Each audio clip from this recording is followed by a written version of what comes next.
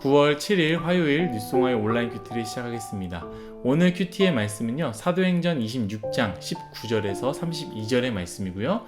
제가 읽을 말씀은 27절에서 29절의 말씀입니다.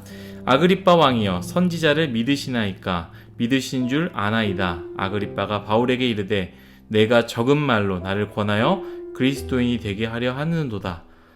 바울이 이르되, 말이 적으나 많으나 당신뿐만 아니라 오늘 내 말을 듣는 모든 사람도 다 이렇게 결박된 것 외에는 나와 같이 되기를 하나님께 원하나이다 하니라.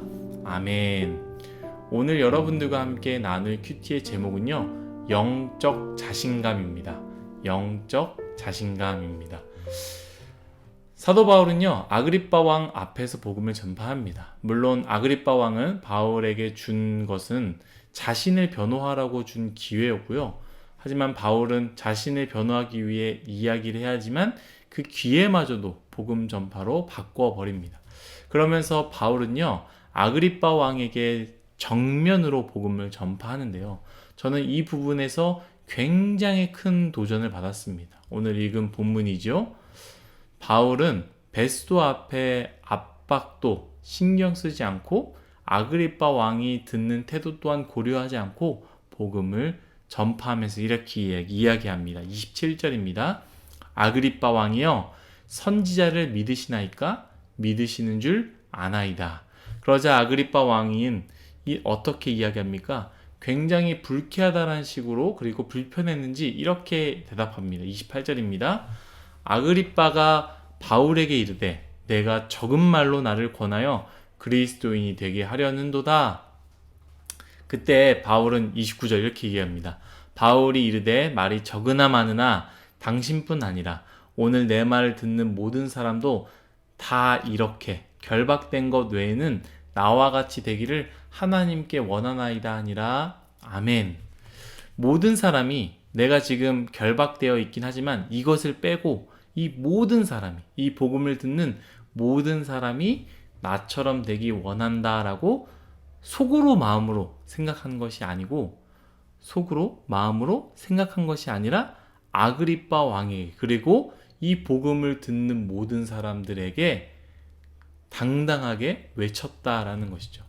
여러분, 지금 말씀의 상황을 한번 생각해 보십시오.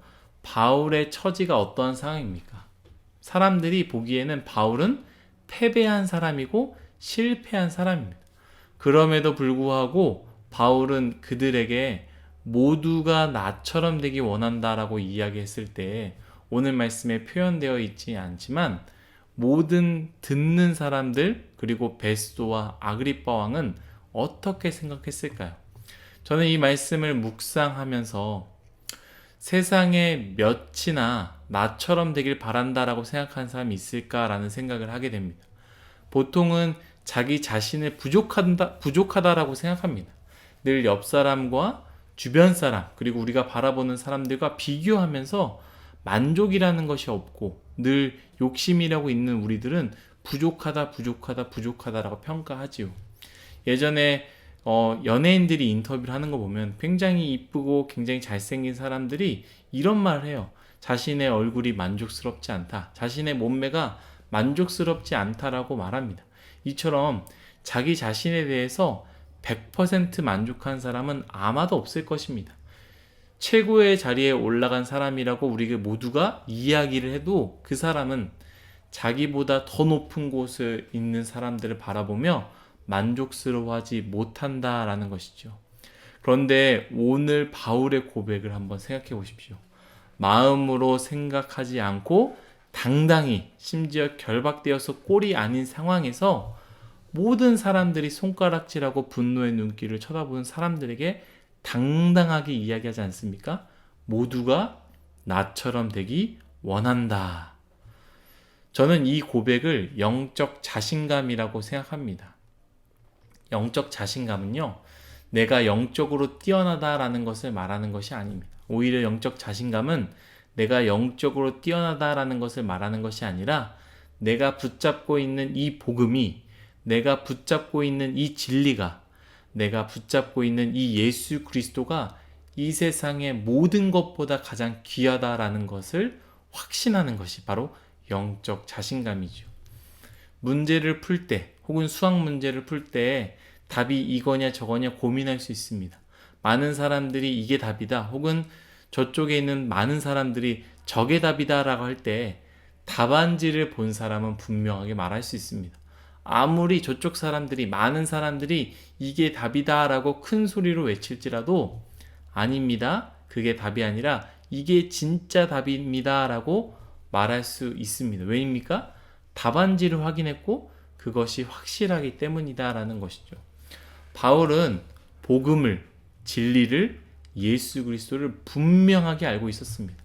아무리 가진 것이 많아도, 아무리 힘이 있어도, 아무리 권력이 있어도 바울이 붙잡고 있는 그 진리와는 바꿀 수 없는 것을 분명하게 알고 있기에 다른 것들은 변하고 사라지지만 그 진리의 말씀은 변하지 않는다라는 그 영적인 자신감이 있었기 때문에 바울은 당당하게 외쳤다라는 것이죠.